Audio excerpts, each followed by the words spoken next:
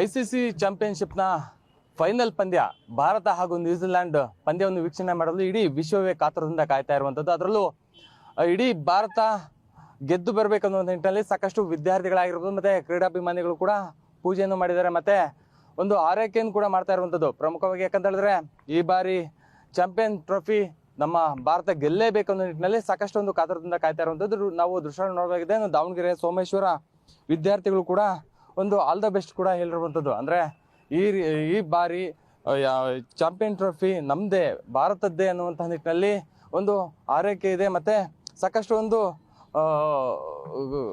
ಕಾತುರದಿಂದ ಕಾಯ್ತಾರೆ. ಯಾಕಂತ ಹೇಳಿದ್ರೆ ಈ ಬಾರಿ ಚಾಂಪಿಯನ್ ಟ್ರೋಫಿನ ನಾವು ಹೊಡಿತೀವಿ ಅನ್ನೋ ನಿಟ್ಟಿನಲ್ಲಿ ವಿದ್ಯಾರ್ಥಿಗಳಾಗಿರ್ಬೋದು ಮತ್ತು ಕ್ರೀಡಾಭಿಮಾನಿಗಳು ಕೂಡ ಸಾಕಷ್ಟು ಒಂದು ಸಂತಸದಲ್ಲಿದ್ದಾರೆ.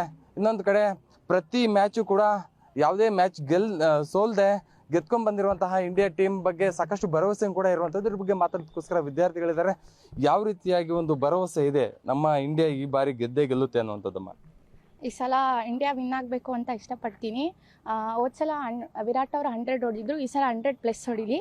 ಹಾಗೆ ರೋಕೋ ಅವ್ರ ಪಾರ್ಟ್ನರ್ಶಿಪ್ ಚೆನ್ನಾಗಿರಲಿ ಅಂತ ಇಷ್ಟಪಡ್ತೀನಿ. ಈ ಸಲ ಇಂಡಿಯಾ ವಿನ್ ಆಗಲೇಬೇಕು.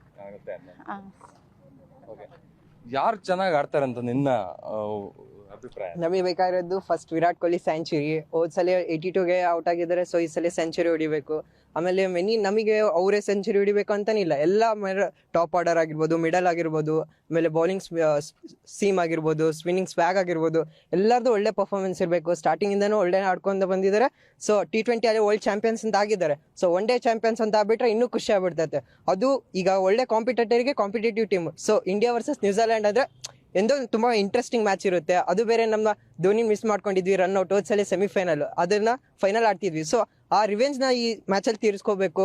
ಆಲ್ರೆಡಿ ಅವ್ರದೆಲ್ಲ ಫೇಸ್ ಮಾಡಿದ್ದೀವಿ. ನ್ಯೂಜಿಲೆಂಡ್ ಹೆಂಗಿದೆ, ಬೌಲಿಂಗ್ ಸ್ವಿಮ್ ಆಗಿರ್ಬೋದು, ಲೆಂತ್ ಆಗಿರ್ಬೋದು, ಟಾಪ್ ಆರ್ಡರ್ ವೀಕ್ನೆಸ್ ಹೆಂಗಿರುತ್ತೆ, ಎಲ್ಲ ಓಪನರ್ಸಿಂದ ವೀಕ್ನೆಸ್ ಎಲ್ಲ ತಿಳ್ಕೊಂಡಿವಿ. ಸೊ ನಮ್ಮ ಲೆಂತ್ ಆ ಸೀಮಲ್ಲಿ ಬೌಲ್ ಮಾಡಿದ್ರೆ ಪಕ್ಕ ಇಂಡಿಯಾ ಗೆಲ್ಲುತ್ತೆ. ನಮಗೆ ಅದೇ ಬೇಕು. All the best team India. ಜೈ ಹಿಂದ್.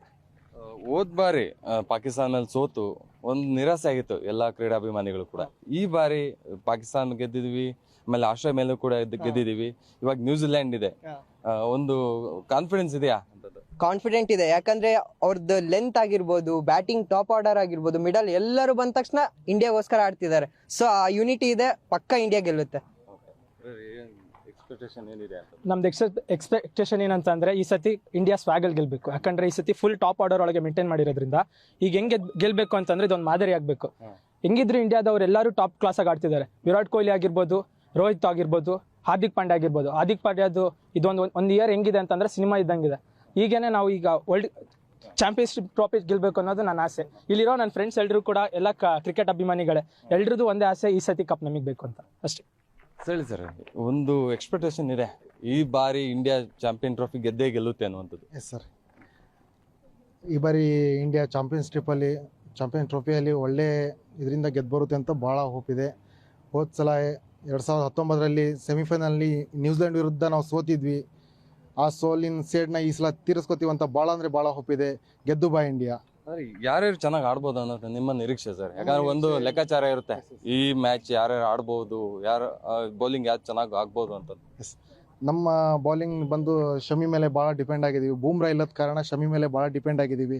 ನೆಕ್ಸ್ಟ್ ಬ್ಯಾಟಿಂಗ್ ಅಂತ ಬಂದರೆ ನಮಗೆ ಕೊಹ್ಲಿ, ರೋಹಿತ್ ಶರ್ಮಾ, ಹಾರ್ದಿಕ್ ಪಾಂಡ್ಯ ಇವ್ರ ಮೇಲೆ ಭಾಳ ಹೋಪ್ ಇದೆ.